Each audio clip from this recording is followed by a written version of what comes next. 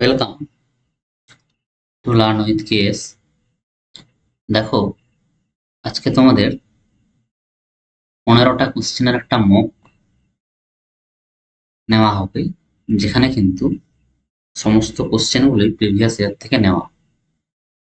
যে কোনো পরীক্ষা তোমাদের সামনে যা যা আছে, ডাব্লিউবিপি, কেপি, আরপিএফ, বিভিন্ন যেসব পরীক্ষা আছে, ক্লার্কশিপ, এগুলোর জন্য কিন্তু তোমাদের কাজে লাগতে পারে। তো দেখো, আমরা অঙ্কগুলো কিভাবে কম সময়ে করতে পারি আর কিভাবে ডিটেলসে করব সেটাও একটু আমরা আলোচনা করব। চলো দেখো, ফার্স্ট অঙ্ক দেখো। দেখো, এটা সরলীকরণ করতে বলেছে। কি বলেছে গো? দেখো, 140 মাইনাস 368 দেখতে পাচ্ছ। আচ্ছা, তার আগে বলে দিই, তোমাদের কিছু বর্গ মনে রাখতে হবে, যেন 25 পর্যন্ত যেন কি গো বর্গ তাদের মনে রাখো। মানে কি গো, 24-এর স্কোয়ার কত গো? 576। 25-এর স্কোয়ার কত গো? 625। 23-এর স্কোয়ার কত গো? 529। এরকম করে 361টা কার স্কোয়ার গো? 19-এর স্কোয়ার। তাহলে 361-র বর্গমূল কত গো? 19। আবার 17 স্কোয়ার মানে কত? 299। এরকম করে কিন্তু তোমাকে 1 থেকে 25 পর্যন্ত বর্গমূল মনে রাখতে হবে, বর্গ মনে রাখতে হবে। তাহলে কি তোমাদের অঙ্ক করতে সুবিধে হবে। 144 এটা কার বর্গ গো? 12 স্কোয়ার, তাই না? তাহলে দেখো অঙ্কে, দেখো 144 এটা কার বর্গমূল? 12। তাহলে দেখো কি পাচ্ছি আমরা? 37 প্লাস 12 কত গো? এটা 49। দেখো 49-এর মাথায় কি গো? বর্গমূল চিহ্ন আছে। তাহলে এটা কত পাবো? 7 পাবো। তাহলে দেখো 368 থেকে 7 বাদ গেলে কত করে থাকবে গো? 361। তখন তার বর্গমূল কত হবে গো? 19। আবার দেখো 140 মাইনাস 19 আছে, কত হবে? 121 হবে। তাহলে তার যদি বর্গমূল করি কত হবে? 11। তাহলে কোন অপশনটা হচ্ছে? সি এর অপশনটা। তাহলে কি এটা কি আমরা খুব চটজলদি করতে পারবো? 144-এর বর্গমূল 12, 37 12 49, তার বর্গমূল 7। 368 থেকে 7 গেলে 361। 361-র বর্গমূল 19। 140 মাইনাস 19 হলে কত? 121। 121-এর বর্গমূল 11। বোঝা গেছে? এগুলো কিন্তু খুব কম সময়ে তোমাকে করতে হবে। দেখো তারপরে 2 এর অঙ্কটা কি বলেছে।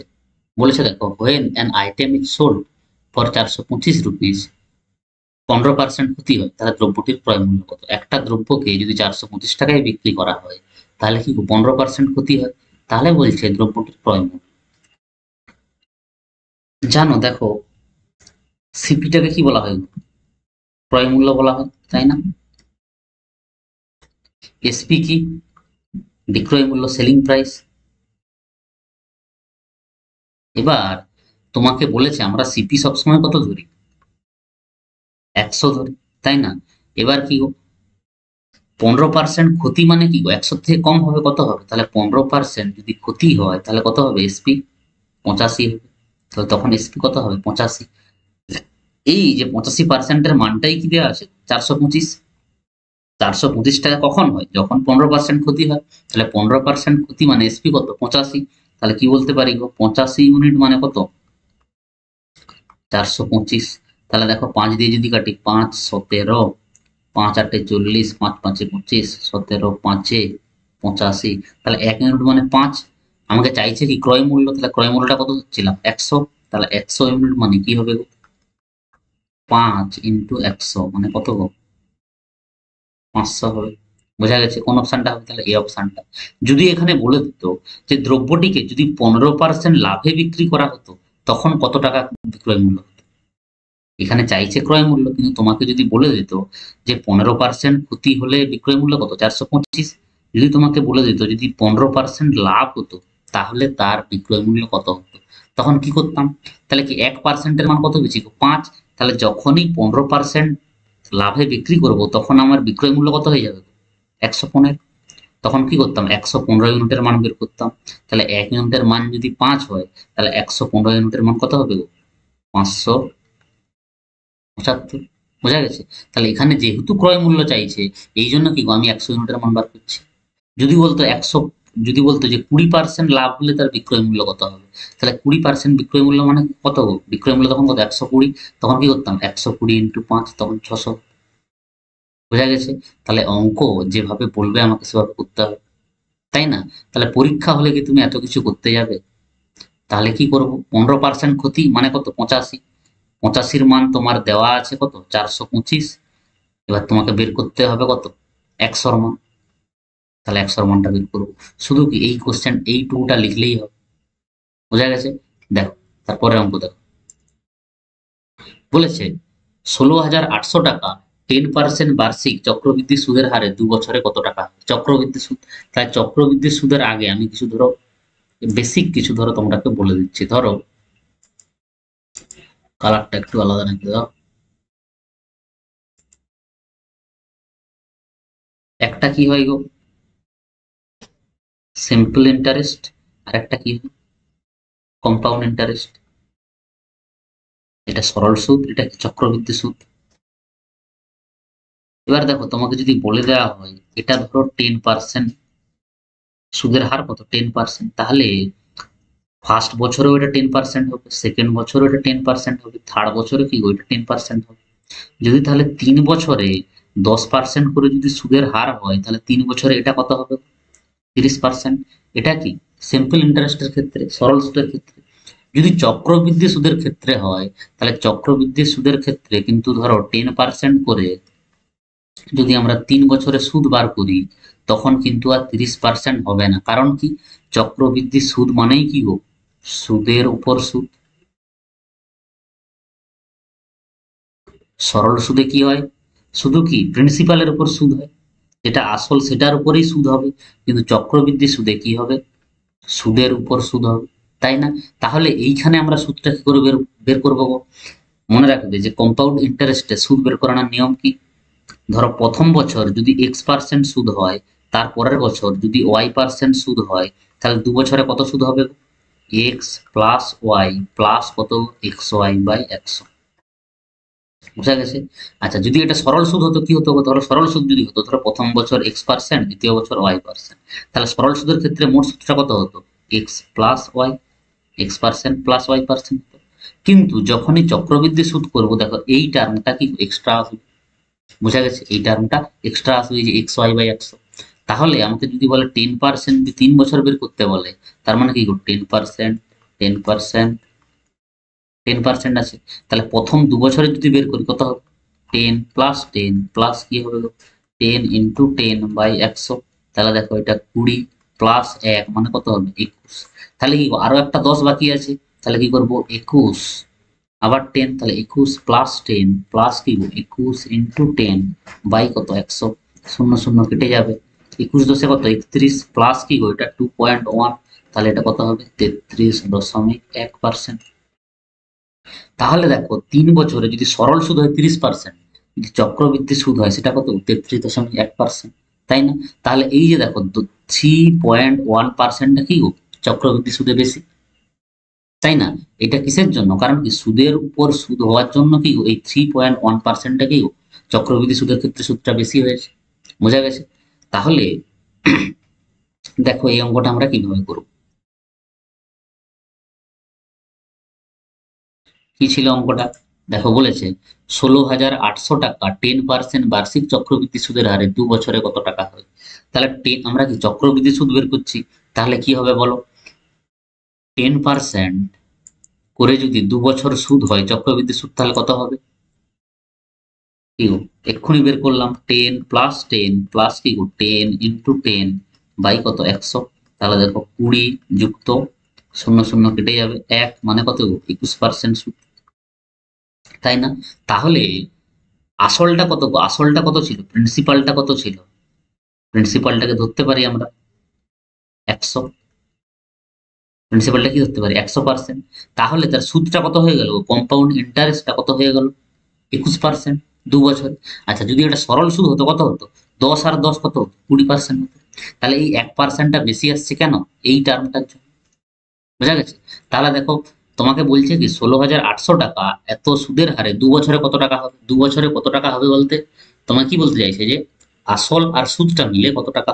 তাই না? তাহলে দেখো এখানে প্রিন্সিপাল 100, সুদটা কত 21, তাহলে অ্যামাউন্টটা কত হবে? 100 প্লাস 21 মানে কত হবে? 121, তাই না? এবার দেখো তোমাকে 100টার মান দেওয়া আছে না, দেখো 16,800 টাকা দেওয়া আছে 100টার মান। তাহলে কি বলবো? 100 ইউনিট মানে কত? 16,800। আবার তাহলে 1 ইউনিট মানে কত হবে? দেখো শূন্য শূন্য কেটে যাবে।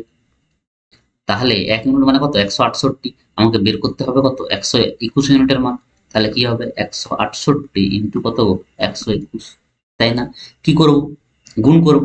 খুব সহজে গুণ কিভাবে করা যায়? 121 কে ভাঙা যায় এইভাবে। 121 কে কিভাবে ভাঙা যায়? 11 ইন্টু 11 ভাঙা যায় না? তাহলে কি গো, 168 কে একবার 11 দিয়ে গুণ করব, তারপরে যেটা হবে গুণফল তাকে কি আবার 11 দিয়ে গুণ করতে হবে। তাহলে যদি আমরা গুণ করি, দেখো কত হচ্ছে গো? 11 আটে 88, 11 ছয় 66, আটে কত 74, 11 একে 11 সাথে কত 18, আবার ইন্টু 11 দিয়ে গুণ করতে হবে। 11 আটে 88, 11 চারে 44, আটে 92, 11 আটে সরি 11 চারে 44, আটে কত 52, 11 আটে 88, 5-এ 93, 11 একে 11 9 20, তাহলে কত হচ্ছে? 20,328। বোঝা গেছে? ধরো কোনো বড় সংখ্যাকে যদি আমরা গুণ করি, এভাবে ভেঙে গুণ করবো। ধরো তোমাকে বলে দিল 1050 ইন্টু ধরো বলে দিল 35। 35-এর নাম তো জানো নি, তাহলে কি করবো? এটাকে 5 আর 7-এ ভাঙবো। তাহলে একবার 5 দিয়ে গুণ করবো, আর একবার কি 7 দিয়ে গুণ করবো। বোঝা গেছে? তাহলে দেখো কত হচ্ছে চক্রবৃদ্ধি সুদটা 2 বছর পর, সরি চক্রবৃদ্ধি সুদ মিলে 2 বছর পরে অ্যামাউন্টটা কত হয়ে যাচ্ছে? 20,328। তোমাকে যদি এখানে বলতো যে 2 বছরে কত টাকা সুদ হবে, যদি এটা বলতো যে 2 বছরে কত টাকা সুদ হবে, মানে কি বের করতে বলছে আমাকে? সুদটা। সুদটা কত হবে? 21%। তখন আমরা কি করতাম? 21 ইউনিটের মান বের করতাম। তাহলে তখন কি করতাম? 21 ইউনিট মানে কি হতো? 168 ইন্টু 21। তাহলে দেখো তখন কি করতাম? 21-কে 21-এর নাম তো জানেনি, তাহলে কি করবো? 3 আর 7-এ ভাঙবো। কি করতাম? 3 8-এ 24, 3 6 18, 2 20, 3 1 3 2 5, আবার 7 দিয়ে গুণ করবো। 7 4-এ 28, 7 5-এ 35, তখন কত হতো? 3,528 টাকা। বোঝা গেছে? দেখো 16,800 আর 3,528 কে যদি যোগ করি তাহলে এটা হবে 20,328। বোঝা গেছে? তাহলে চক্রবৃদ্ধি সুদ আর সরল সুদের মধ্যে পার্থক্যটা কি? না, চক্রবৃদ্ধি সুদে কি গো, সুদের উপর সুদ হবে, আর সরল সুদের ক্ষেত্রে কেবলমাত্র কি আসলের উপর সুদ হবে। বোঝা গেছে? দেখো তারপরে অঙ্কটা দেখো, বলেছে 2টা নম্বরের লসাগু 153, তাদের গসাগু 17 হলে একটা সংখ্যা যদি 17 হয় তাহলে অপর সংখ্যাটি কত? অপর সংখ্যাটি কত? তাহলে আমরা এগুলো 6-7-এ পড়েছি। কি পড়েছি গো? দুটি সংখ্যার লসাগু ইন্টু গসাগু সমান কি গো? সংখ্যা দুটির গুণফল। এটা আমরা পড়েছি। তাহলে দেখো 2টা সংখ্যার লসাগু কত গো? 153। গসাগু কত? 17। 2টা সংখ্যা কি গো? একটা সংখ্যা জানি 17, অপরটা জানি না, ধরো x। তো 17 17 কেটে গেল, x সমান কত? তাহলে কত হবে? 153। কোন অপশন? এই অপশন। বোঝা গেল? এই যে সূত্রটা, এটা কেবলমাত্র কিন্তু দুটি সংখ্যার ক্ষেত্রেই প্রযোজ্য। তোমাকে যখন 3টা সংখ্যা বলে দেবে তখন কিন্তু আমরা এভাবে লিখতে পারিনি। ধরো 3টা সংখ্যার লসাগু ইন্টু গসাগু সমান সংখ্যা 3টার গুণফল, এটা কিন্তু লেখা যাবে না। এই সূত্রটা কেবলমাত্র কি গো? 2টা সংখ্যার ক্ষেত্রেই প্রযোজ্য। বুঝা গেছে? চলো দেখো তারপরের অঙ্কটা দেখো। বলেছে দেখো, ইফ যদি 32,622 কে 9 দিয়ে ভাগ করা হয় তবে ভাগশেষ কত থাকবে? আচ্ছা, ভাগশেষ তোমাকে জানতে হলে তোমাকে কি আগে জানতে হবে গো? যে বিভাজ্যের নিয়ম কি? বিভাজ্যের 9 দ্বারা বিভাজ্যের নিয়ম জানো? 9 দ্বারা বিভাজ্যের নিয়ম কি গো? না, একটা সংখ্যা যে ডিজিট গুলো দিয়ে তৈরি সেগুলোকে যোগ করবো। মানে তোমাকে বলে দিল 1 8 6 7 5 বলে দিল। তাহলে এই সংখ্যাটা কি 9 দিয়ে ভাগ যাবে কিনা কি করে বুঝবো? কি 9 দিয়ে ভাগ করবো না? অত 9 দিয়ে ভাগ করলে তো বুঝতে পারবোই। তাছাড়াও কিভাবে বোঝা যাবে? যে ডিজিট গুলো দিয়ে তৈরি সংখ্যাটা, ডিজিট বলতে এই দেখো এক একটা ডিজিট, 8 একটা ডিজিট, 6 একটা ডিজিট, 7 একটা ডিজিট, 5 একটা ডিজিট। এই ডিজিট গুলাকে যোগ করবো। তাহলে যোগ করো তো, 1 8 9, 9 6 15, 15 7 22, 5 কত 27। তাহলে এই 27 কে কি 9 দিয়ে ভাগ যাবে? 27 কে আবার লিখতে পারি 2 যুক্ত 7 মানে 9। তাহলে দেখো, যদি পুরো সংখ্যাটা ডিজিট গুলোর যোগফল যদি 9 দিয়ে ভাগ যায়, তাহলেই কি সংখ্যাটা 9 দিয়ে ভাগ যাবে। তাহলে দেখো তো, এখানে 27 বলে কি 9 দিয়ে ভাগ যাচ্ছে 27 কে, তার মানে কি এই পুরো সংখ্যাটাকেও 9 দিয়ে ভাগ যাবে। বোঝা গেল? ভাগ করো, দেখো 9 দুগুণে 18, তারপরে কি 67, 9 7 63, 4 যাবে, 4 এক্সট্রা হবে, তাহলে 4 আর 5 9 5 45। বোঝা গেল? এবার কি গো, তাহলে আমি যখন বিভাজ্যের নিয়ম চেক করব, তাহলে কি করব গো, সংখ্যাটা কি আছে 3 2 6 2 2, এগুলোকে যোগ করব। 3 2 5, 5 6 11, 11 2 13, 13 2 15, 15 হচ্ছে না। তাহলে 15 কে কি 9 দিয়ে ভাগ যাবে না। আবার দেখো, 15 কে যদি 9 দিয়ে ভাগ করি, তাহলে ভাগশেষ কত থাকবে গো, রিমাইন্ডার কত থাকবে? 6 থাকবে না।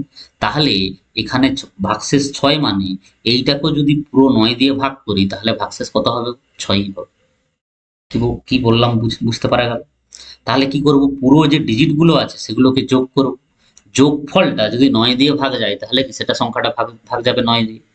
আর যদি না ভাগ যায়, তাহলে কি সেটাকে 9 দিয়ে ভাগ করব। ভাগ করলে যেটা অবশিষ্ট থাকবে, ওই সংখ্যাটাকে 9 দিয়ে ভাগ করলেও কিন্তু সেই অবশিষ্টই থাকবে। তাহলে এখানে ভাগ করলে কি গো, আমরা অবশিষ্ট কত পাবো? 6 পাবো। ভাগ করো, দেখো 9 দিয়ে যদি ভাগ করি, দেখো 9 3 27, 5 6, 9 6 54, 2 কি গো 2, 9 দুগুণে 18, 4 42, 9 4 36। দেখো ভাগশেষ কত? 6। তাহলে কি এত বড় ভাগ করার কি দরকার আছে? দরকার নেই। তাহলে কি করব, একদম সরাসরি কি করব, 3 2 5 6 11 2 13 2 15, 15 কে 9 দিয়ে ভাগ করলে কত? 6। তাহলে ভাগশেষ কত হবে? 6। বোঝা গেল? তাহলে কি আমাকে কোনো সংখ্যা দিয়ে ভাগ করার পর কত ভাগশেষ থাকবে সেটা জানার জন্য আমাকে কি জানতে হবে, যে 9 দিয়ে কোনো সংখ্যাটা দিয়ে বিভাজ্যের নিয়মটা জানতে হবে। তোমাকে ধরো বলে দিল, একটা সংখ্যা আছে ধরো 27 30, একে 4 দিয়ে ভাগ যাবে না, যাবে নাকি? বা তোমাকে বলে দিল যে একে 4 দিয়ে ভাগ করলে ভাগশেষ কত থাকবে। তাহলে আমাকে কি 4 দ্বারা বিভাজ্যের নিয়ম জানতে হবে। 4 দ্বারা বিভাজ্যের নিয়ম কি গো, না লাস্টের দুটোকে যদি 4 দিয়ে ভাগ যায়, তাহলে সেই সংখ্যাটা 4 দিয়ে ভাগ যাবে। মানে কি, ধরো বলে দিলাম 528, এই 28 কে 4 দিয়ে ভাগ যায় না, তার মানে কি এইটাকে পুরো 4 দিয়ে ভাগ যায়। বোঝা গেছে? তাহলে দেখো, এখানে 30 আছে, 30 কে কি 4 দিয়ে ভাগ যাবে? যাবে না। যদি যদি আমরা ভাগ করি, কি 4 7 28 হয়, তাহলে কি গো 28 করলে ভাগশেষ কত থাকছে? 2 থাকছে। তার মানে এই পুরো সংখ্যাটাকে যদি 4 দিয়ে ভাগ করি, সেটার ক্ষেত্রে কি গো 2 অবশিষ্ট থাকবে। বোঝা গেল? তাহলে কোন অপশনটা হবে? এই অপশনটা হবে। তাহলে এত কিছু আমরা করবোই না, সরাসরি কি করব, যোগ করব। 3 2 5 6 11 2 13 2 15, 15 কে 9 দিয়ে ভাগ করলে 6। তার মানে কি এর ক্ষেত্রে কি ভাগশেষ কত থাকবে? 6 থাকবে। বোঝা গেল? দেখো, তারপরে অঙ্কটা দেখো। বলেছে একটা ট্রেন 35 সেকেন্ডে একটা 473 মিটার সেতুর শেষ প্রান্তে থাকা একটি সিগন্যালকে অতিক্রম করে। ট্রেনটি যদি 78 সেকেন্ডে পুরো সেতুটিকে অতিক্রম করতে পারে, তবে ট্রেনটির দৈর্ঘ্য কত? আগে বলো, যে সেতু অতিক্রম করা মানে কি? সেতু অতিক্রম করা মানে কি? কোন ট্রেন একটা যদি সেতু অতিক্রম করে, তার মানে কি গো, সে নিজের দৈর্ঘ্য অতিক্রম করবে, আবার কি যুক্ত সেতুর দৈর্ঘ্য অতিক্রম করবে। এগুলা জানো নিশ্চয়ই তোমরা। ধরো সেতুর দৈর্ঘ্য অতিক্রম করছে, একটা সেতুকে অতিক্রম করছে, সেতু অথবা কি গো, ধরো বলে দিল একটা কি গো, ধরো ট্রেন, অপর একটা ট্রেন, বা ধরো বলে দিল স্টেশন, তাই না? যখনই বড় কোনো দৈর্ঘ্যের জিনিস হবে, যখনই ওটাকে অতিক্রম করবে, তার মানে কি গো, নিজের দৈর্ঘ্যকে তো অতিক্রম করবেই। নিজের দৈর্ঘ্য যুক্ত কি গো, সেতুর দৈর্ঘ্য। যদি সেতু থাকে সেতু, স্টেশন থাকে যদি স্টেশন, তাই না? আবার যখন ধরো কোনো ছোট জিনিস, মানে কি একটা গাছকে অতিক্রম করছে, বা কি একটা টেলিগ্রাফ পোস্টকে অতিক্রম করছে, বা কি কোনো একটা মানুষকে অতিক্রম করছে, তখন কি হবে গো, তখন কি হবে, কেবলমাত্র নিজের দৈর্ঘ্যকে অতিক্রম করবে। বোঝা গেল? তাহলে সেতুকে অতিক্রম করা মানে কি, ও নিজের দৈর্ঘ্যকে অতিক্রম করবে, আবার সেতুর দৈর্ঘ্যকে অতিক্রম করবে। আবার যদি কোনো ছোট জিনিস হয়, গাছ, পোস্ট বা মানুষ হয়, তাহলে কেবলমাত্র কি নিজের দৈর্ঘ্যকে অতিক্রম করবে। বুঝা গেছে? তাহলে দেখো অঙ্কটাতে কি বলা আছে গো?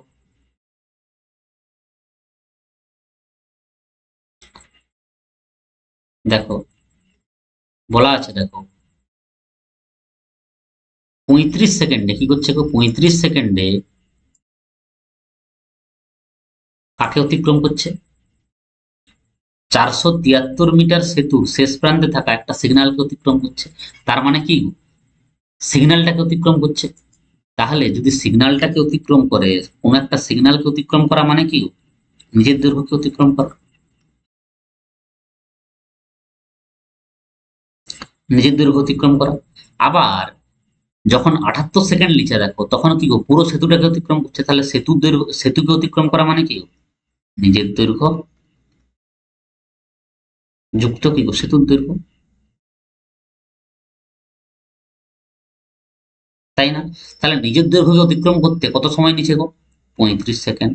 আবার নিজের দৈর্ঘ্য আর সেতুর দৈর্ঘ্যকে অতিক্রম করতে কত সময় নিচ্ছে, 78 সেকেন্ড, তাই না? তাহলে আমরা কি এখানে একটু বলতে পারি, দেখো তার মানে কি গো, সেতুর এই যে ধরো এইখানে যে এক্সট্রা টাইমটা লাগছে কিসের জন্য, এইখানে কি গো সেতুর দৈর্ঘ্যটা আছে। কি বললাম, বোঝা গেল? ধরো তোমাকে বললাম, তোমার বাড়ি ধরো এই পয়েন্টে, এখানে ধরো কি গো স্টেশন, এইখানে ধরো তোমার হসপিটাল, তাই না? এবার বললাম তুমি এইখান থেকে এ স্টেশন থেকে এ বিন্দু থেকে বি বিন্দু, এখানে ধরো সি বিন্দু, এই বিন্দু থেকে এই বিন্দু তুমি কত সময়ে যাও গো, 20 মিনিট সময়। আবার এই বিন্দু থেকে সি বিন্দু যাও কত সময়, ধরো 25 মিনিট সময়। তাহলে এই এক্সট্রা সময়টা কিসের জন্য লাগলো, এই বি থেকে সি বিন্দুতে যাওয়ার জন্য, তাই না? তাহলে আমি এক্ষেত্রেও কি বলতে পারি, নিজের দৈর্ঘ্যকে অতিক্রম করছে কত, 35 সেকেন্ডে। আবার নিজের দৈর্ঘ্য আর সেতুর দৈর্ঘ্যকে অতিক্রম করছে কত, 78 সেকেন্ডে। তাহলে কত এক্সট্রা লাগছে গো, দেখো যদি বিয়োগ করি 5 3 43 সেকেন্ড। তাহলে এই 43 সেকেন্ড এক্সট্রা কেন লাগছে গো, এইখানে কি গো সেতুর দৈর্ঘ্যকে এক্সট্রা অতিক্রম করছে বলে। তাহলে সেতুর দৈর্ঘ্যটা কত গো, 473 মিটার। তার মানে কি আমরা এখানে বলতে পারিনি 43 সেকেন্ডে ট্রেনটা কি গো 473 মিটার দূরত্ব অতিক্রম করে, এটা বলতে পারি। তাহলে আমি ট্রেনের স্পিড পাবো, ট্রেনের স্পিড কি গো, স্পিড অফ ট্রেন তাহলে কত হবে, স্পিড মানে কি গো, ডিস্টেন্স বাই কি গো টাইম। তাহলে দেখো কতটা ডিস্টেন্স গো, 473, কত সময় গেছে গো, 43। এবার ভাগ করো, 43 একে 43, 4 3, 43 একে 43, তাহলে তার গতিবেগটা কত হচ্ছে গো, 11 মিটার পার সেকেন্ড, তাই না? তাহলে যদি বলতো ট্রেনের গতিবেগ কত, তখন কি করতাম, 11 মিটার পার সেকেন্ড বলছে, কিন্তু কি চাইছে গো, ট্রেনের দৈর্ঘ্য। তাহলে ট্রেনের দৈর্ঘ্যটা কি করে পাবো?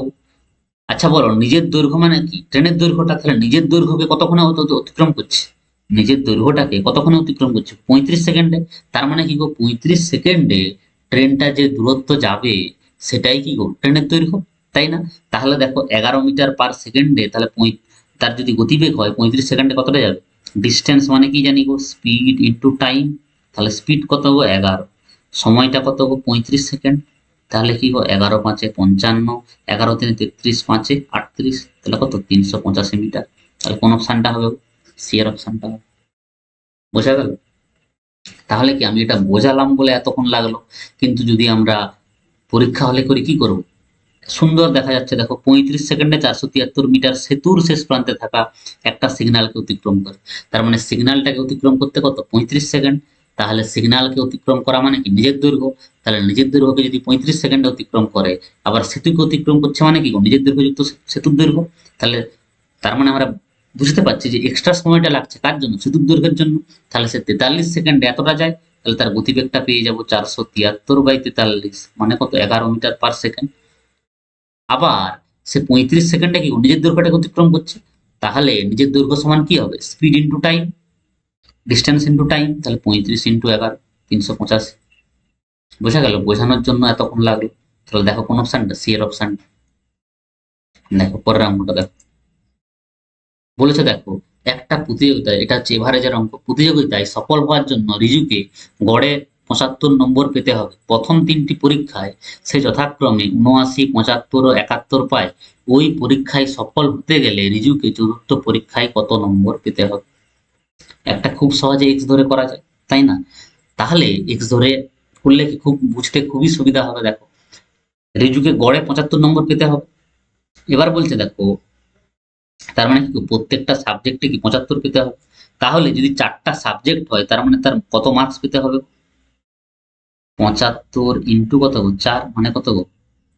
তাহলে তাকে পরীক্ষায় সফল হওয়ার জন্য 4টা সাবজেক্টে কত পেতে হবে? 300 পেতে হবে। কিন্তু দেখো, 3টা পরীক্ষায় সে কত কত পেয়েছে গো? একটাই পেয়েছে 79, একটাই পেয়েছে 75, আর একটাই পেয়েছে কত? 71।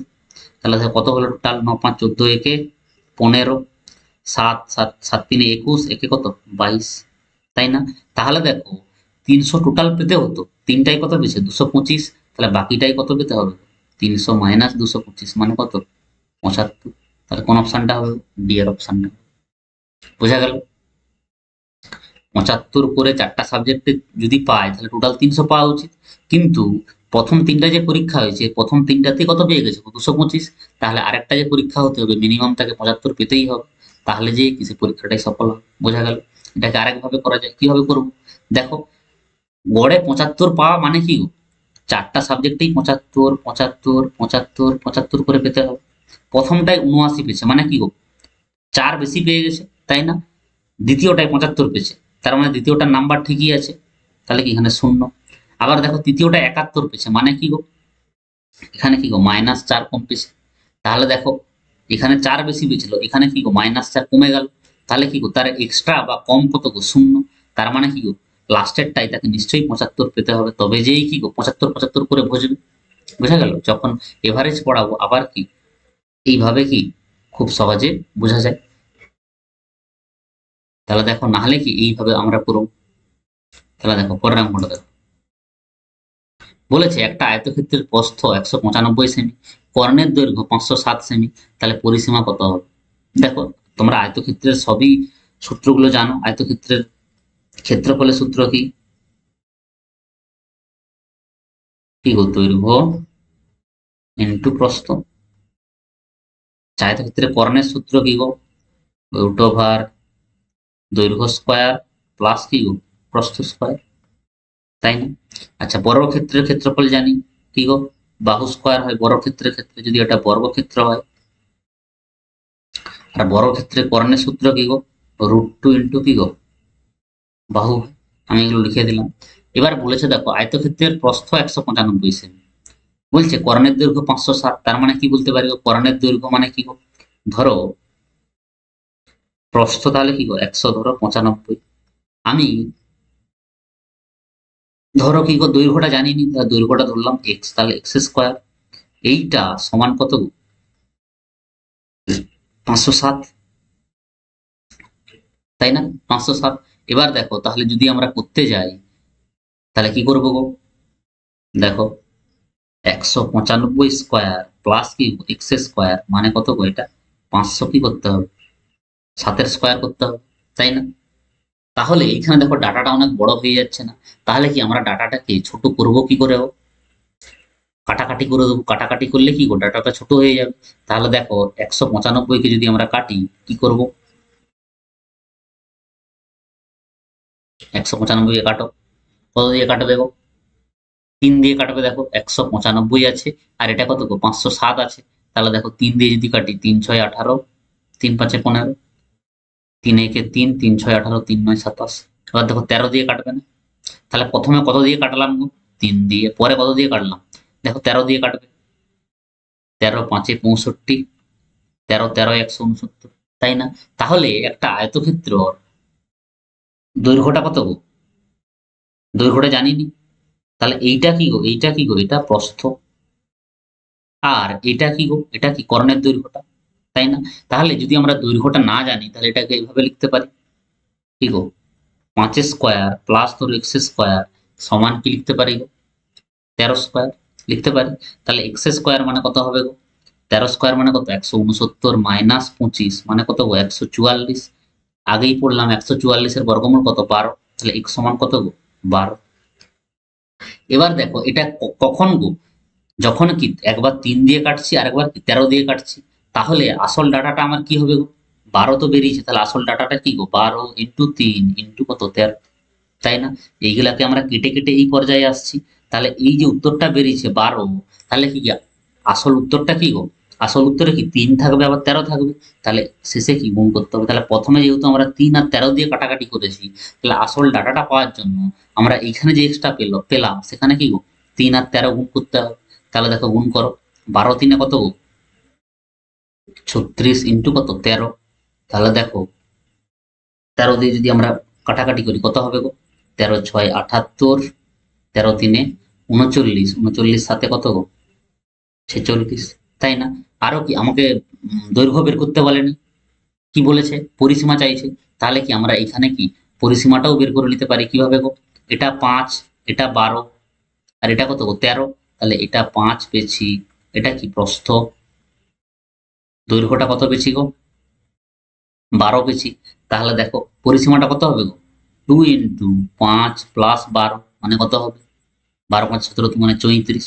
এবার এটা কি 34টা পেলাম কাটাকাটি করে। তাহলে আমরা যদি আসল ডাটাটা বের করি কি হবে? 34 ইন্টু কত গো? 3 ইন্টু কত 12, সরি 13। তাহলে কাটাকাটি করো, 34 3 কত গো? 102 ইন্টু কত 13। তাহলে দেখো 13 2 26, 13 1 13। তাহলে 13 26 মানে কোন অপশন? সি এর অপশন। বোঝা গেল?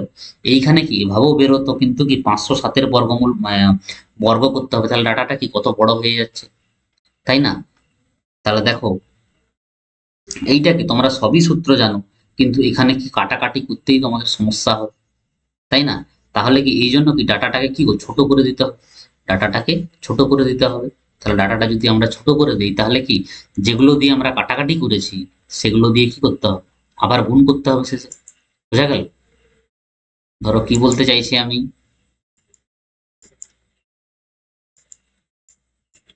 ধরো আমাকে কি বলা ছিল, প্রস্থটা কি বলা ছিল, কালিটা জাস্ট নিতে দাও।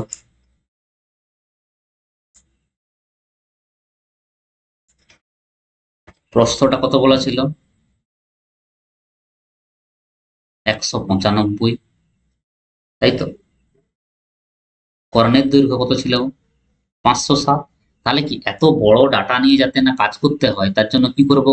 আমরা আগে কাটাকাটি করে দেবো। তাহলে দেখো 5 কত হবে গো? এটা 65 হবে। 3 দিয়ে কাটলে কত হবে? 65। এটা কত হবে? 3 দিয়ে কাটলে কত হবে? 169। আবার দেখো 13 দিয়ে কাটাকাটি যাচ্ছে, 13 5 65, 13 13 169। তাহলে কি দিয়ে কাটছি গো? একবার 3 দিয়ে কাটছি আর একবার 13 দিয়ে কাটছি। তাহলে দেখো প্রস্থ 5, এটা যদি 13 হয়, তাহলে কি আমরা দৈর্ঘ্যটা পাবো? দৈর্ঘ্যটা কি করে পাবো? আমরা কি জানি? কর্ণের সূত্র কি জানি? রুট ওভার দৈর্ঘ্য স্কয়ার প্লাস কি প্রস্থ স্কয়ার। তাহলে কি এখানে আমরা বলতে পারি কর্ণ স্কয়ার সমান কি দৈর্ঘ্য স্কয়ার প্লাস কি প্রস্থ স্কয়ার। এগুলো কি বেসিক জিনিস। তাহলে আমরা কি এটা লিখতে পারি, এটা 5 স্কয়ার, ধরো দৈর্ঘ্য জানেন, এক্স স্কয়ার মানে কত? 13 স্কয়ার। তাহলে এক্স স্কয়ার মানে কত? 169 মাইনাস 25 মানে কত? 144। তাহলে এক্স সমান কত হবে? 12। তাহলে আমি প্রস্থ 5, দৈর্ঘ্য কত? 12। তাহলে পরিসীমা কি হবে? পরিসীমা সূত্র কি? আয়তক্ষেত্রের পরিসীমা সূত্র কি? 2 ইন্টু দৈর্ঘ্য যুক্ত কি প্রস্থ, তাই না? তাহলে 2 ইন্টু 12 প্লাস 5 মানে কত? 34। তাহলে কি যদি আমার কি ডাটাটা যদি 5 13 থাকতো, তাহলে আমার ইটা কত হতো? প্রস্থটা কত, পরিসীমাটা কত হতো? 34। কিন্তু কি করবো, ডাটাটা তো এটা নয়, এটা নয়, কি ছিল? 3 গুণ ছিল আবার 13 গুণ ছিল। তাহলে কি করবো? 34-এর সঙ্গে 3 গুণ করবো, আবার কি 13 গুণ করবো। বুঝা গেছে? তাহলে গুণ করলে ওটা আসবে, এই যে 13 26 না কত একটা ছিল উত্তরটা। বুঝাতে পারলাম? তাহলে দেখ, যে সি এর অপশনটা হচ্ছে, বোঝা গেল? দেখো তারপরের অঙ্কটা দেখো, বলেছে দেখো, তারপরে বলেছে দেখো, একটা ধাতুর মূল্য 370 টাকা থেকে 444 টাকা হলে ধাতুর মূল্য শতকরা কত বৃদ্ধি হবে? তাহলে কি কত টাকা বৃদ্ধি হয়েছে আমরা করব, কত টাকা বৃদ্ধি হয়েছে? দেখো কত টাকা বৃদ্ধি হয়েছে। 370 ছিল, কালিটা লিয়া হচ্ছে না। দেখো 370 টাকা ছিল না, কত টাকা বৃদ্ধি করা হয়েছে গো? বৃদ্ধি করে কত হয়েছে? 444। তাহলে বৃদ্ধি কত হয়েছে গো? বিয়োগ করো 4, তারপর কত 7, তাহলে 74 টাকা বৃদ্ধি হয়েছে। 74 টাকা বৃদ্ধি কার উপর হয়েছে? 370-এর উপর। তাহলে কি করব? 44 টাকা বৃদ্ধি কতর উপর? 370-এর উপর। তাহলে 100-র উপর কত? এটা কত? 74। তাহলে দেখো শূন্য শূন্য কেটে যাবে, 37 দুগানে 74, তাহলে কত? 20%। তাহলে ধাতুর মূল্য শতকরা কত বৃদ্ধি পেয়েছে? 20%। C option. বোঝা গেল? এইখানে কি গো, ডাটাটাকে আমরা ছোট করতে পারি। শতকরা চাইছে, তাহলে শতকরা মানে কি গো, আসল ডাটার কোনো প্রয়োজন নাই। তাহলে এই ডাটাটাকে আমরা ছোট করতে পারি। দেখো 370 আর কত আছে? 44 আছে। তাহলে দেখো যদি কাটাকাটি করি কত হবে গো? 18, এটা কত? 185, এটা কত হবে গো? 222, তাই না? এবার দেখো এটা দেখবে 37 দিয়ে ভাগ যায়। 37 5-এ 185, 37 কত হবে? 37 6-এ 122। বোঝা গেছে? তাহলে দেখো 5-এ কত বৃদ্ধি পেয়েছে? 1 বৃদ্ধি পেয়েছে। তাহলে 100-এ কত বৃদ্ধি পাবে? তাহলে সেই কত? 20%। 37 এর নামটা পারলে মুখস্থ রাখবে। 37 থেকে 37, 37 দুগুণে 74, 37 3-এ 111, 37 4-এ কত? 148, 37 5-এ কত? 185, 37 6-এ কত গো? 222, 37 সাথে কত? 259। আরে আবার ব্যাটারি শেষ হয়ে গেছে। একটু ওয়েট করো, আমি জাস্ট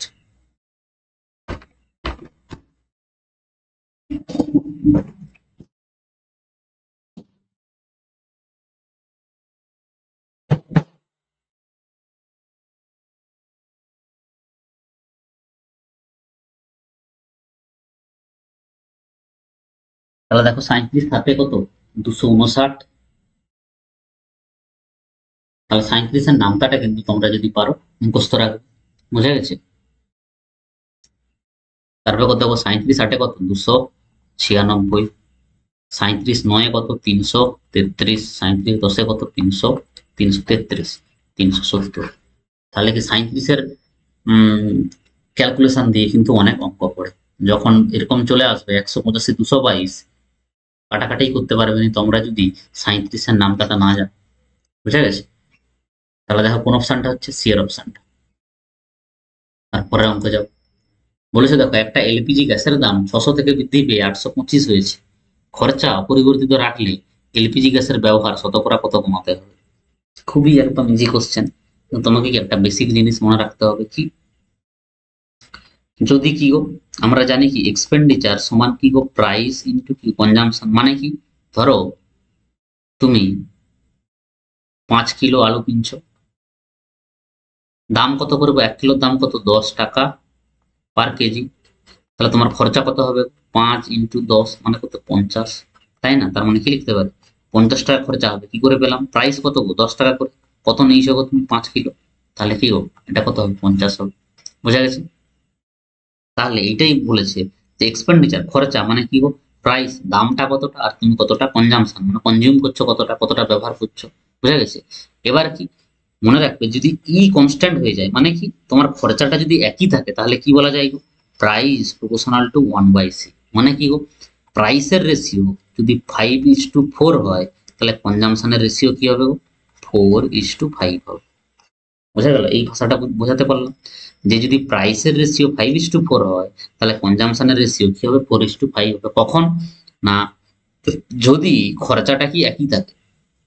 এই যে এখানে একটা লাইন লেখা আছে দেখো, খরচা অপরিবর্তিত রাখতে হবে, তার মানে কি খরচাটা একই আছে, তাই না? বলছে তাহলে গ্যাসের ব্যবহার শতকরা কত কমাতে হবে। তাহলে এইটা মনে রাখবে, যদি ই কনস্ট্যান্ট থাকে তাহলে কি হয়? Price proportional to 1/c। মানে কি, প্রাইসের যা রেশিও হবে কনজাম্পশনের রেশিও কি তার উল্টা হবে। তাহলে দেখো আগে কি গো, প্রাইসের দাম কি ছিল গো? প্রাইসটা কি ছিল গো? 600 থেকে বৃদ্ধি পেয়ে কত হয়েছে? 825। তাহলে প্রাইসটা কি হয়েছে গো? 600 থেকে কত হয়ে গেছে গো? 825। তাহলে একে কাটাকাটি করো। 25 দিয়ে কাটতে পারবে? দেখো 25 দুগানে 50, হাতে কত থাকবে? 10, 25 4-এ 100। আবার একে দেখো 25 দিয়ে কাটলে 25 3-এ 75। তারপরে দেখো 7, আবার কত? 25 3-এ 75। আবার দেখো 3 দিয়ে কাটবে, 3 8-এ 24, 3 11-এ 33, তাই না? তাহলে দেখো এটা কি গো, প্রাইসের রেশিও। তাহলে প্রাইসের রেশিওটা আমরা কি পেলাম? 8 আর 11 পেলাম। তাহলে কনজাম্পশনের রেশিও কি হবে গো? 11 থেকে কত হবে, 8 হবে। বোঝা গেল? তাহলে কনজাম্পশনের রেশিও মানে আগে যদি 11 ব্যবহার করতো, এখন থেকে কত ব্যবহার করতে হবে, 8 ব্যবহার করতে হবে। এবার তোমাকে বলছে যে তাহলে খরচা কতটা কমাতে হবে, মানে গ্যাসের ব্যবহারটা কতটা কমাতে হবে। তাহলে 11 ছিল, এখন কত ব্যবহার করো, 8, তাহলে কত কমছে, 3 কমছে, কত 11। তাহলে কত হবে, 100 কত। বোঝা গেছে? তাহলে দেখো কাটাকাটি তো যাবে নি, তাহলে যদি কাটাকাটি না যায় তাহলে দেখো 300 বাই কত গো, এটা 11। তাহলে এবার ভাগ করো, 11 দুগুণে 22, কত গো, 11 দুগুণে 22। তাহলে কাটাকাটি করো, 8 আর 80, তাহলে কত গো, 11 7 77। তাহলে দেখো কত হচ্ছে, 77 পূর্ণ 3 এর 11%, তাই না? 27 পূর্ণ 3 এর 11%।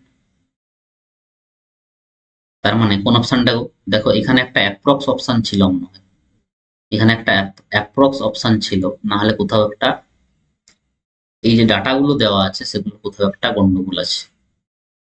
বোঝা গেছে? না হলে এটা চলে আসার কথা উত্তর। দেখো আরেকবার ঘুরে করো,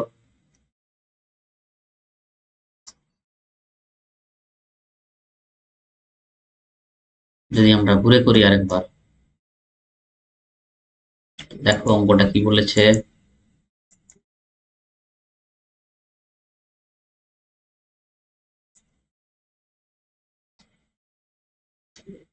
কালিটাই নেওয়া হচ্ছে না কেন?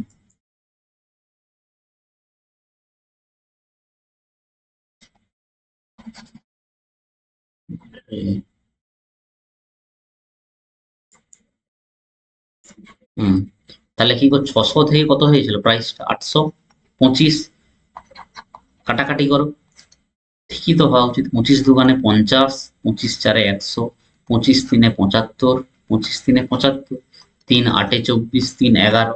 তাহলে কনজাম্পশন কি হবে, 11 থেকে 8 হবে, তাহলে 3 কমছে, 3/11 ইন্টু কত, 100, 27.27%ই হবে উত্তর। এটাই উত্তর হওয়া উচিত ছিল।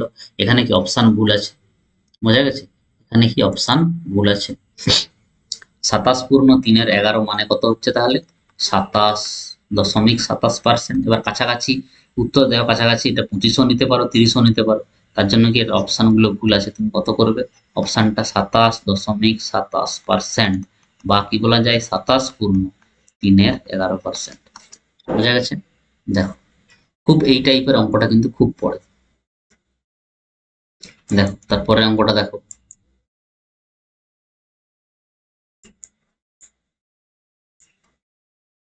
সিম্পলিফাই একদম, খুব সোজা। দেখো যেভাবে বলেছে সেভাবে করতে হবে।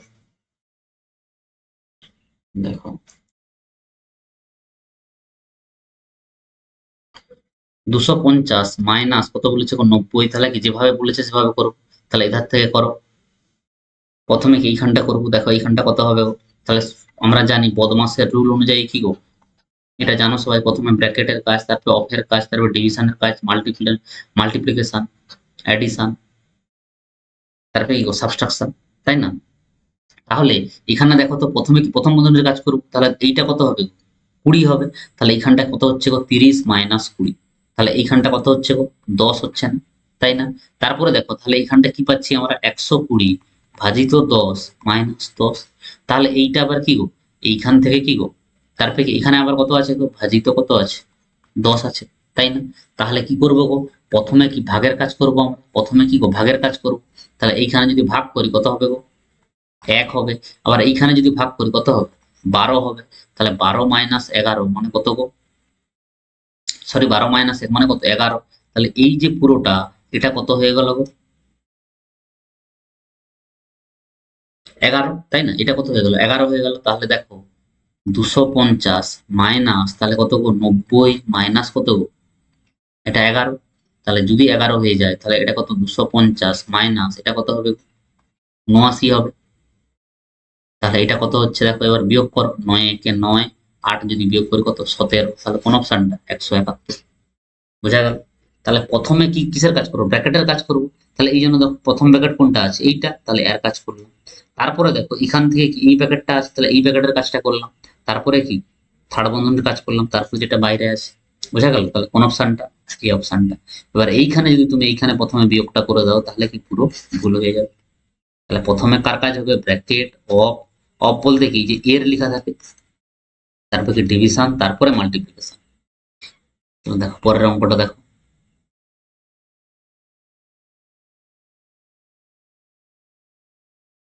দেখো পরের অঙ্কটা 12 বলেছে একটা বাক্সে 125টা ডিটারজেন্ট সাবানের মধ্যে 75টি ব্যবহার করা হয়ে গেলে কত শতাংশ ডিটারজেন্ট সাবান বাক্সে পড়ে আছে? তাহলে কি গো, 125টা সাবান ছিল, তার মধ্যে 75টা ব্যবহার করে ফেলছো, তাহলে আর কতগুলো সাবান বাকি আছে? এখনো 50টা ব্যবহার করা বাকি আছে, যদি বিয়োগ করো। তাহলে বলছে কত শতাংশ ডিটারজেন্ট সাবান পড়ে আছে, তাহলে 50টা পড়ে আছে কতর মধ্যে? 125-এর মধ্যে। তাহলে কি করবো গো, 50টা পড়ে আছে কটার মধ্যে? 125-এর মধ্যে। তাহলে 100-এর মধ্যে কত থাকবে? 25 দুগানে 50, 25 পাঁচে 125, 5 20 100, তাহলে 20 দুগানে 40। তাহলে কোন উত্তরটা হবে? 40%, ডি অপশন। বোঝা গেছে? দেখো তারপরে অঙ্কটা দেখো। বলেছে which of the following is divisible by 12, কোনটা 12 দ্বারা বিভাজ্য? তাহলে 12 দ্বারা বিভাজ্যের নিয়ম কি জানো? 12 দ্বারা বিভাজ্যের নিয়ম আমরা জানি না? জানি না, কেউই জানি না, তাই না? তাহলে কোন একটা সংখ্যা 12 দিয়ে কখন ভাগ যাবে গো? যখন কি 12কে লেখা যায় 3 × 4 লেখা যায়, তাই না? তাহলে কোনো একটা সংখ্যা তখনই 12 দিয়ে ভাগ যাবে যখন কি ওই সংখ্যাটা 3 দিয়েও ভাগ যাবে, আবার 4 দিয়েও ভাগ যাবে, তাই না? তাহলে 3 দিয়ে বিভাজ্যের নিয়ম জানো? 3 দ্বারা বিভাজ্যের নিয়ম কি গো? না, কোনো একটা সংখ্যা যদি যে ডিজিট গুলো দিয়ে তৈরি সেটা যদি 3 দিয়ে ভাগ যায়, তাহলে কি সেটা 3 দ্বারা ভাগ যাবে। মানে কি, তোমাকে বলে দিলাম 126, এটা 3 দিয়ে ভাগ যাবে কিনা কি করে বুঝবো? যে ডিজিট গুলো আছে দেখো, 2 একে 3, 6 9, যোগ করলাম 1 + 2 + 6 9। তাহলে এই 9 কে 3 দিয়ে ভাগ যাবে, হ্যাঁ। তার মানে কি, এই 126 কেও ভাগ যাবে। ধরো বলে দিলাম 1728, এটাকে 3 দিয়ে ভাগ যাবে। 7 একে 8, 2 এ 10, 8 এ 18, 18কে 3 দিয়ে যায়, তার মানে এটাকেও যাবে 3 দিয়ে। বোঝা গেছে? এটা 3 দ্বারা বিভাজ্যের নিয়ম। 4 দ্বারা বিভাজ্যের নিয়ম এক্ষুনি বললাম, যে শেষের দুটো সংখ্যা 4 দিয়ে ভাগ যেতে হবে। মানে ধরো বলে দিলাম 1027, এই 27কে 4 দিয়ে ভাগ যায় না, তাহলে এই 1027 কেও যাবে না। বলে দিলাম 2028, দেখো 28কে ভাগ যায় 4 দিয়ে, তার মানে কি পুরো সংখ্যাটাকে 4 দিয়ে ভাগ যাবে। বোঝা গেছে?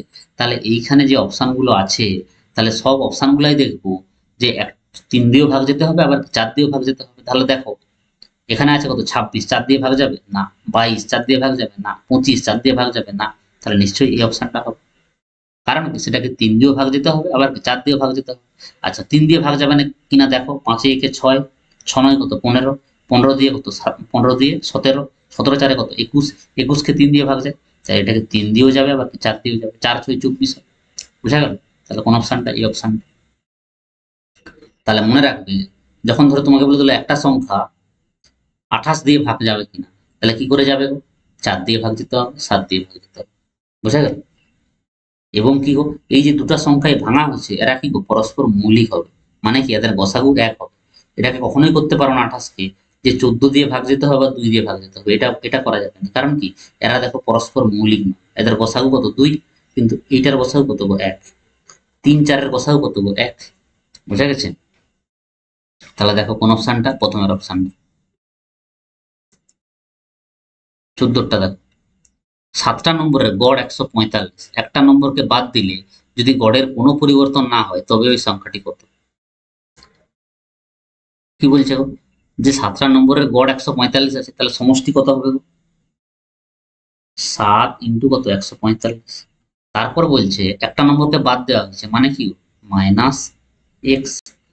তারপরে বলছে যদি গড়ের কোনো পরিবর্তন নেই, তাহলে গড়ের কোনো পরিবর্তন নাই মানে কি, গড় কত থাকবে 145 হবে। তো তবে কি, একটা সংখ্যাকে বাদ দেওয়া হয়েছে, তার মানে কি সংখ্যা কটা হয়ে যাবে? 6টা হয়ে যাবে। তাহলে এইটা সমান এটা। তাহলে x সমান কি হবে? লিখতে পারি 7 ইন্টু 145 -6 ইন্টু 145। তাহলে দেখো এখানে 7টা 145 আছে, এখানে 6টা 145 আছে, তাহলে কি বিয়োগ করলে কত, একটা 145 হয়ে যাবে। তাহলে x সমান কত? 145। বোঝা গেল? দেখো লাস্ট অঙ্ক দেখো। বলেছে একটা চতুর্ভুজের 4টা বাহুর অনুপাত 2:3:4:5, তার পরিধি 560 সেমি হলে, পরিধি বলতে কি, পরিসীমা, হ্যাঁ? পরিধি বলতে পরিসীমা, পরিসীমা 560 সেমি হলে 4টা ছোট বাহুর দৈর্ঘ্য কত? তাহলে ধরো চতুর্ভুজ এরকম বলে দিচ্ছি। পরিসীমা বলতে কি গো? এই যে সবসময় আমরা কি বুঝি, পরিসীমা মানে কি, বেড়া দেওয়া, তাই না? তাহলে এই যে ধরো বেড়া দিতে কতটা বেড়া লাগবে, তার মানে কি গো, 4টা বাহুর দৈর্ঘ্য। ধরো আয়তক্ষেত্রের পরিসীমা মানে কি, এইটা। তার মানে কি, এইটা যুক্ত এটা যুক্ত এটা যুক্ত এটা, তাই না? কেন 2 × দৈর্ঘ্যযুক্ত প্রস্থ হয়? দুটা দৈর্ঘ্য আছে, আবার কি দুটা প্রস্থ আছে, তাই না? এই তার মানে কি, পরিসীমা মানে কি, টোটাল যে বেড়া দিতে যতটা লাগবে, এই ধরো 4টা বাহু, তাহলে এখানেও 4টা বাহু আছে। এখানে সমান ছিল বলে, দুটা বাহু সমান ছিল বলে কি 2 × দৈর্ঘ্যযুক্ত প্রস্থ ছিল। কিন্তু এখানে 4টা বাহু সমান না। কিন্তু কি 4টা বাহুকে যোগ করলে আমরা পরিসীমা পাবো, এটা জানি। তাহলে 4টা বাহুর অনুপাত কি হয়েছিল, 2:3:4:5। তাহলে পরিধি 560, মানে কি তাদের যোগফলটা কত, 560। তাহলে এটাকে যোগ করো, 3 2 5, 4 9, 5 14।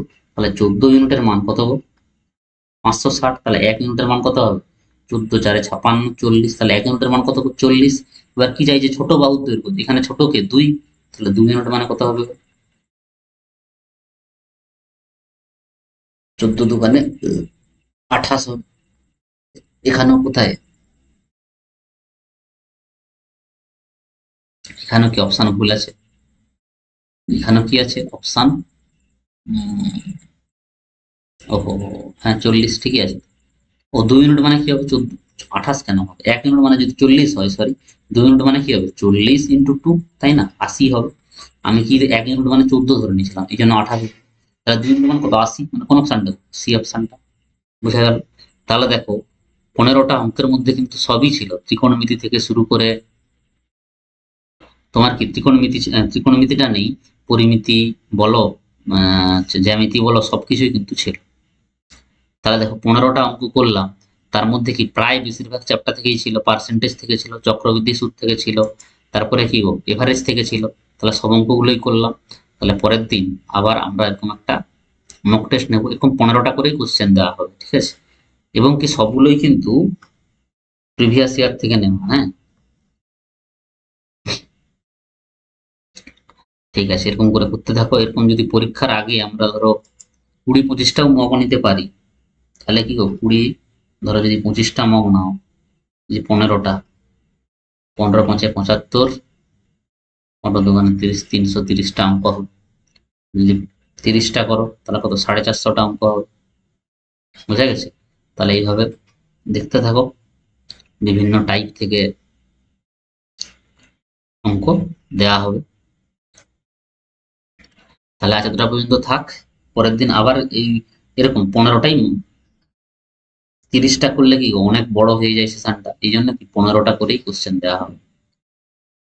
ঠিক আছে, দেখতে থাকো সবাই, চ্যানেলটাকে একটু সাবস্ক্রাইব করো, আর অবশ্যই ক্লাসগুলো দেখো, ভালো লাগলে ফিডব্যাক জানিও,